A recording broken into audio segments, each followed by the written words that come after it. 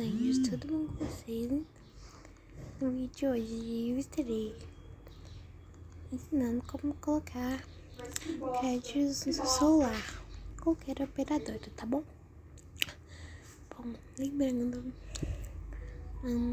que esse método eu não faço vou fazer um adulto, tá mentindo, não vou fazer de verdade só pro vídeo. Mas faça, gente, porque às vezes, né? Mas enfim, você faz se quiser. Eu não mando em você. Mas é isso, né? Vamos pro vídeo. Bom, você vai precisar ter um aplicativo que se chama Kawaii.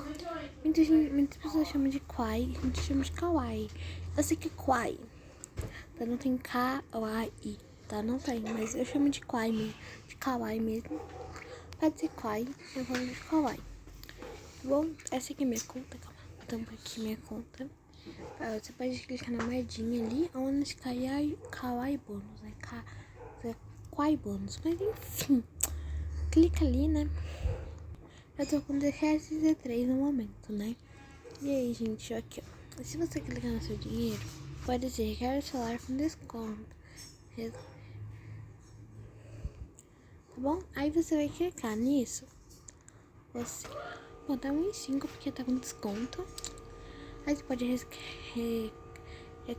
recarregar 10, tá bom? Ou até 20. Aí, gente, você pode escolher a sua operadora, tá bom? Aí você escolher a sua operadora e resgatar um valor, né? Tipo, 20 não dá porque eu não tenho 20.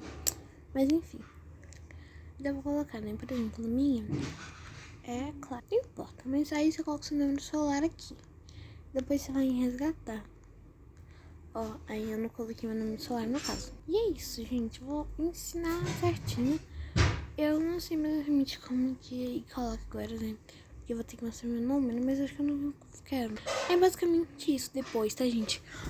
Eu não vou mostrar o resto do processo, que é basicamente a mesma coisa. Só clicar no botão que é escrito de passar e etc, gente. Porque eu não quero fazer recarga no meu celular, né? Mas enfim, isso não importa. É isso, meus amores. Eu espero que todos tenham gostado do conteúdo. Eu esqueci de dar os créditos. Eu vou deixar no início do vídeo, mas eu vou deixar falar aqui no final também. Vai pra Rita de Flor, tá bom, gente? Porque eu nunca tive esse conteúdo aqui no canal dela. Muito obrigada, porque eu me inspirei nesse vídeo dela aqui, tá? Então, o total dos créditos vai pra ela, total mesmo. Peço desculpa por não ter falado antes, tá? Ai, meu Deus.